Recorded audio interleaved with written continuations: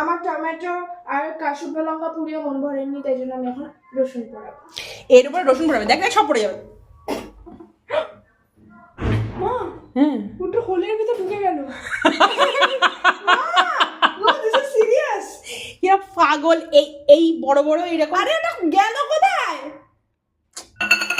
আজকের আর ম্যাগি হয়েছে। ও ওখানে আছে বাবা। আমি ভয় পেলাম যে গ্যাসের মধ্যে আবার ঢুকে গেছে বোধহয়। ওইসব করিস না কিন্তু। ওরম করে হয়, এটা তুলতে হবে। এই যে এইসব পাগল ছাগল নিয়ে আমার মানে জীবনটা আমার একদম, আমি, তোমরা আমাকে বলো তো, আমায় বলো তো যে আমি পাগলামি করি, আমি মেয়েদের পিছনে লাগি। কিছু করতে বলছি, আমি নিজেই তো করছি।